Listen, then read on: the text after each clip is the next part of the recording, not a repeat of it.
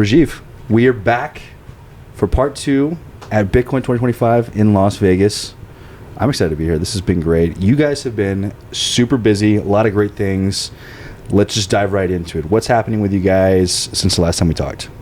Well, we had a lot of fun when we spoke last time, and so it's exciting to meet both of you again.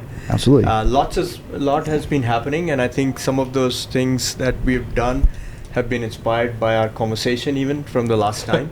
Hydros, baby. Hydro, baby, yeah. But what we've been doing is we are shipping 3 nanometer in volume production.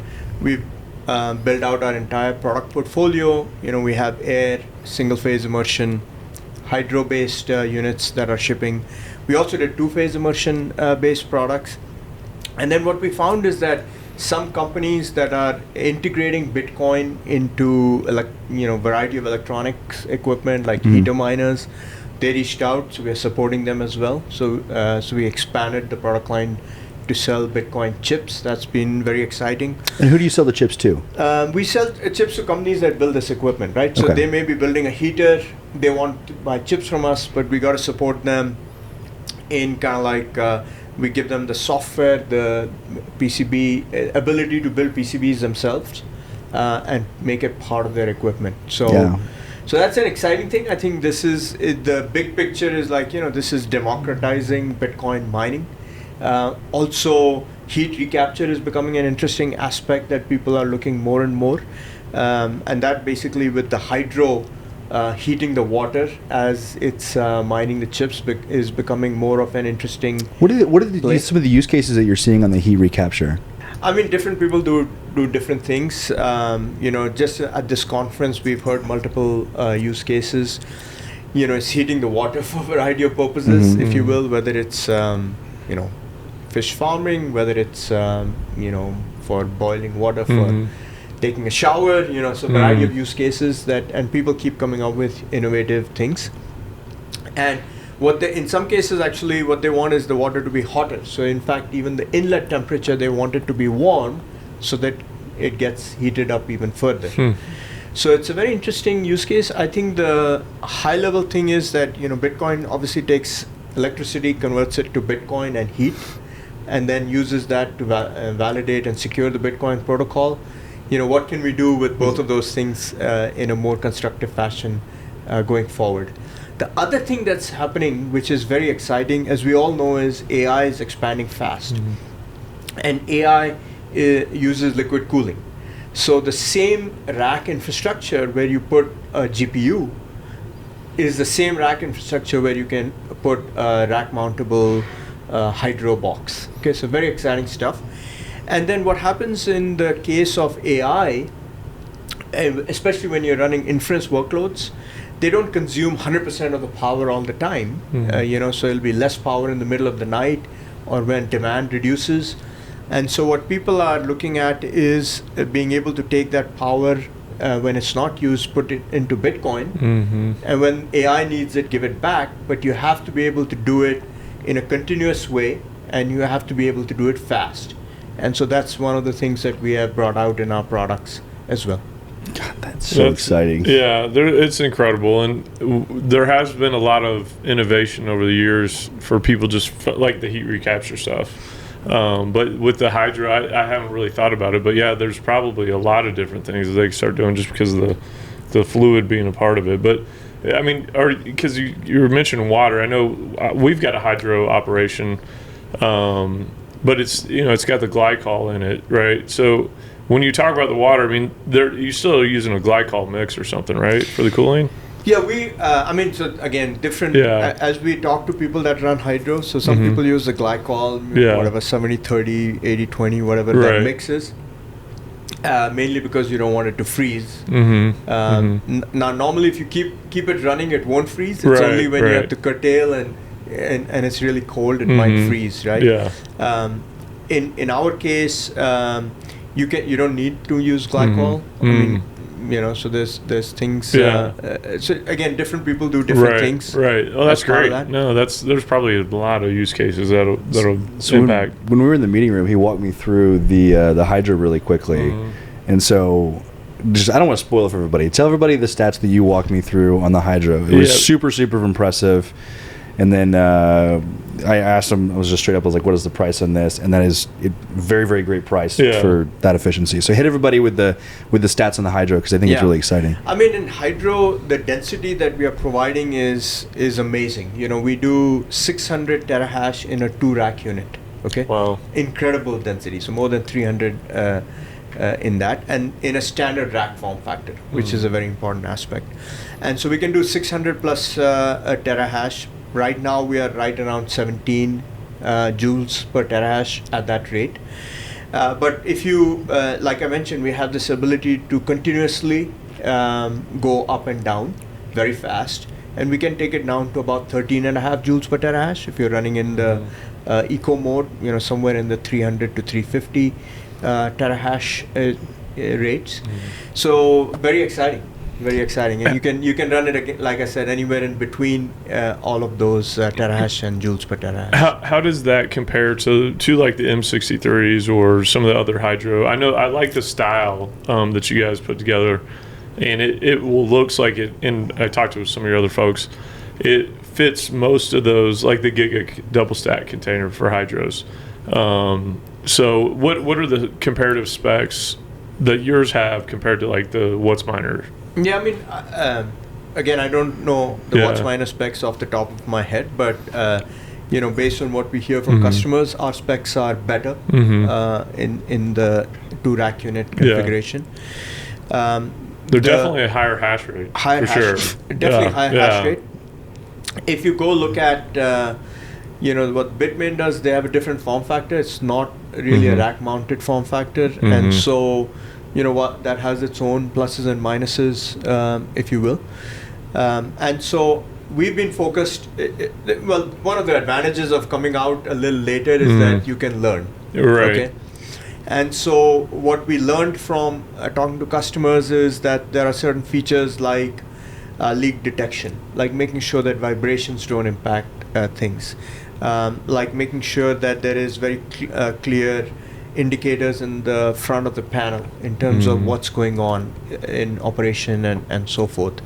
The ability to make programmatic API level changes very easily. So all of those are driven by feedback that we got from customers, and so super excited about what we are delivering. That's great. One of the other things I wanted to ask, and we asked this, you know, probably before when we had you on, but things have changed because of the tariff situation in the U.S. And especially with, you know, the heavy tariffs being on China and some of the, you know, Asian countries. But with Auradine being, you know, a U.S. manufacturer, have you guys seen a bump in sales or discussions with people when they're? Do you feel like that's benefiting you guys a little bit with U.S. based sales, or I mean, is there still tariff issues that kind of negatively impact with you guys with so much of the equipment coming from that area of the world? Yeah, I mean, there is absolutely no question that there's been a huge interest in working with us. Okay,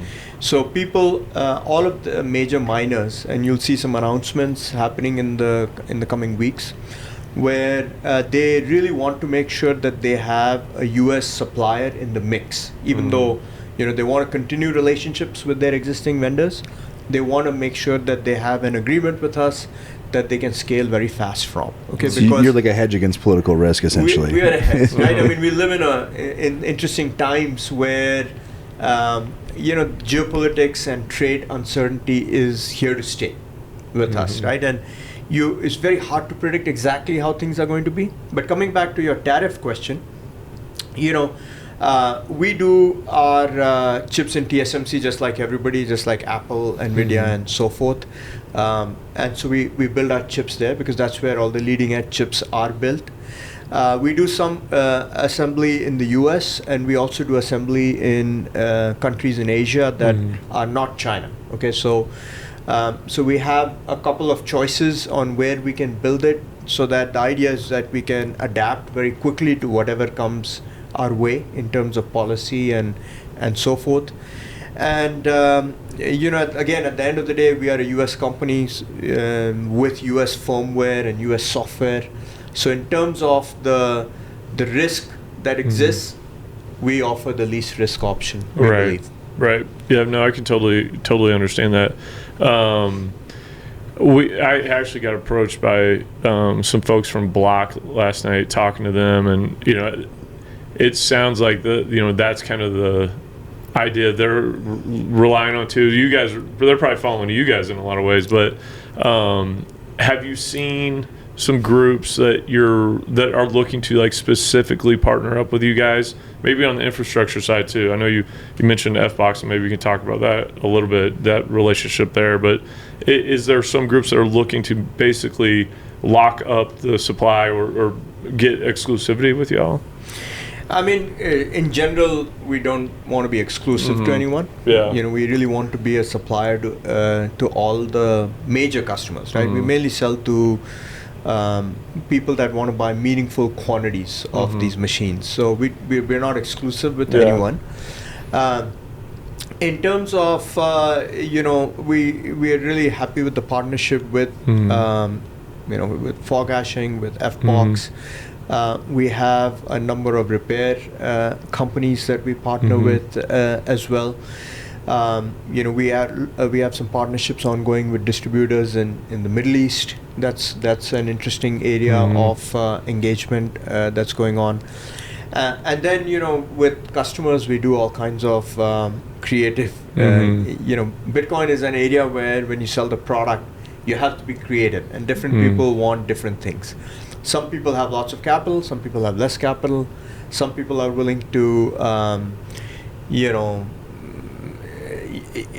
pledge their bitcoins, if you will. So there's all kinds of creative deals that are happening in this market. That is actually the area where I think people can make the big, like if someone's trying to set themselves apart, is coming up with different payment terms. Because miners still have the issue of capital, right? I don't want to say that's always going to be an issue, but it's still an issue for miners, is like being able to go improve your mining fleet without basically putting yourself in your handcuffs for a little while from the capital side, especially if you're not a public miner that has access to like public markets. So I do think that is probably an area where things have been kind of traditionally, you pay 50% up front and you pay 50 when it shows up.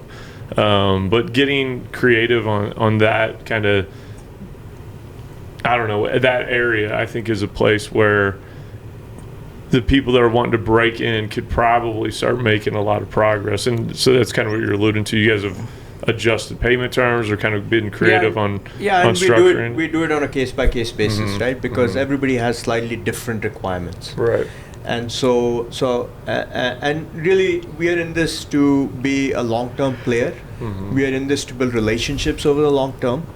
And by the way, we are also very fortunate. We just closed a funding round recently, 150 plus million funding round. Congrats on that.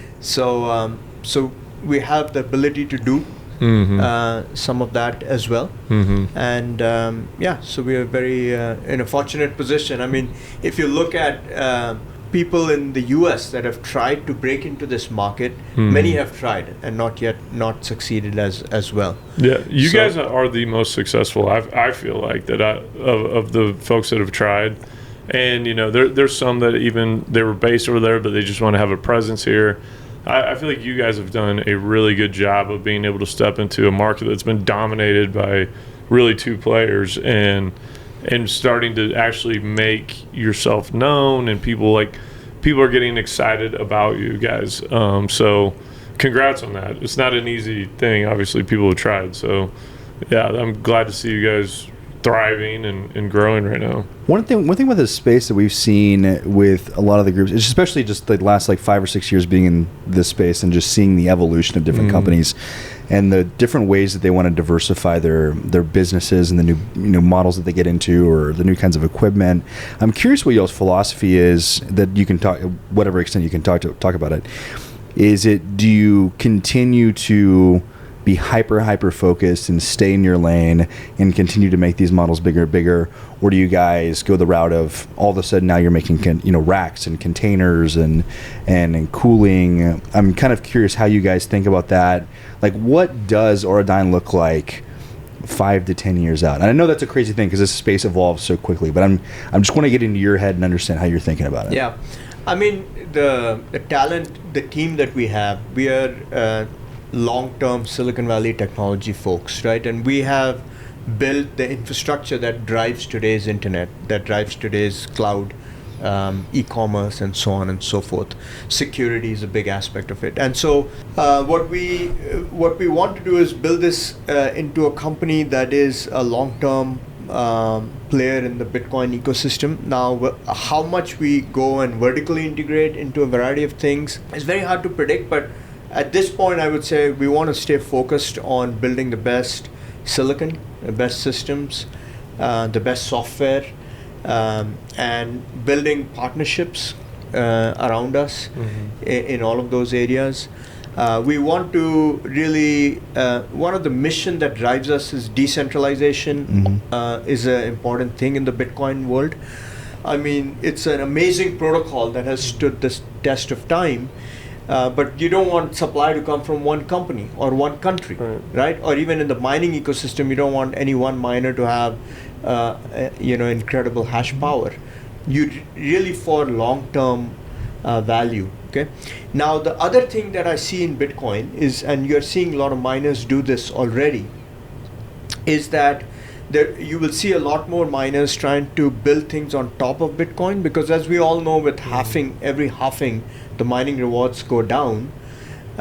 We do see people working on trying to increase the transaction aspect of Bitcoin, because I think that's an incredible place where we haven't seen a lot of innovation.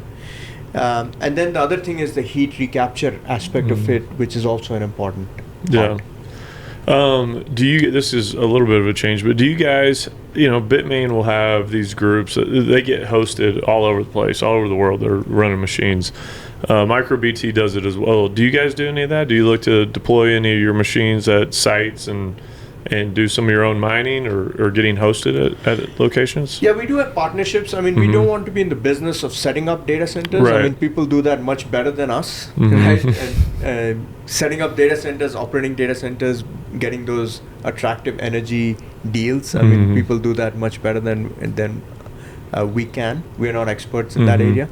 But we have, as part of those creative deals, we have some of that. Okay, nice. That's good to know. I'm going to hit you guys up with some stuff. Yeah. That's great. Okay. I was very curious on the tariff front, just because that's something that's I get asked about a lot, and how that's going to play out over time. And I think, kind of like what you said, no one knows. But yeah, I mean, I think everything I've seen from you guys so far, and full disclosure, I'm close with a guy who runs your guys' stuff a lot, or is involved and has done some advising for you. So I'm probably a little biased, but I think very, very highly of you guys, and I think that you're probably, clearly other people do by the success of your raise, but you guys are very much on the right path, it looks like to me, and I'm just happy to see the U.S. having a presence in the ASIC manufacturing space, and you guys selling chips now. So how does that work with, you said people are buying chips from you, and what's that model look like, and what are they doing with those? I mean, we sell chips, right? Yeah. So it's like a price per chip. We sell it, and are they able to upgrade their machines with this, or how does that work? I mean, actually, it's really cool products. It's really stylish products I've seen from some of these guys. You have a heater in your home. Yeah. And it's cold in winter, and you plug this into the wall. No kidding. And you're mining while you're, it connects to the pool. Yeah. Okay. That's what Mara's doing, like in Norway or something, right? Yeah. Or they had like their whole. It was like a whole product. It was like a heating product that was essentially just a miner. It's just a little miner, and I think it contributed to their hash rate. I think so. I could be wrong. So if you're from Mara and that's not the case, please correct me. But I think it's the case. We're sorry. But yeah, I mean, so those, all of us have a water heater at home. Yeah. We use it to take showers. And, you could be heating it with. That's pretty interesting. I'm gonna go check your website.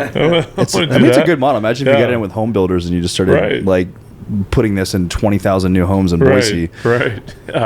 No, it's crazy. There's a lot of things that come from from the Bitcoin miner world that I'm like, man, never even thought of that. Steve, the guy from Merkle, talking about the hydroponic stuff that they're doing. Yeah, we had a guy on the show, Steve Wood, who was an old paper mill, and then he did heat recapture because they're in a food desert. And so they did a heat recapture to have, what's it called, a greenhouse thing? Yeah. And they grew strawberries. Yeah. Yeah. And so- yeah, Steve is a good friend. Oh, you know Steve? Okay, okay, yeah, yeah, Steve is a good yeah. friend. Oh, I think know him. isn't he running y'all's machines, right? He has Yes. some of our machines. Oh, yes. okay, all right. And he also had this vision of doing fish farming. Right, that's right. That's right, yeah, I forgot about that part, yeah. Yeah. That's so cool. It It's is cool. such an innovative space. Well, Rajiv, I know you're a busy guy. You got to get back to slinging machines. You got a lot of people to meet. But thanks for taking the time. It's so great to see you. So awesome to see y'all's journey. You guys are crushing it. Small industry, and we haven't heard a single bad thing about you guys or your machines or anything, which kind of speaks volumes to the work that you guys are doing. So congrats again on everything. Well, thank you so much, Jake and Justin. It's been a pleasure, just like last time. And hope we can do this again. Yeah, Absolutely. we will, and I'm glad we got you in person this time. So, yeah, and what he was talking earlier, I know what it is about that we inspired him. They got their entire hydro. They decided after our show, when we asked about hydro, you know what, we're going to do hydro now. So you guys are welcome for that. A great idea. I know. I saw the capital raise, and I was like, it was because of the podcast. It's got to be. It's got to be, right? No, congrats on everything, and thank you for coming on. Awesome. Thank you, guys.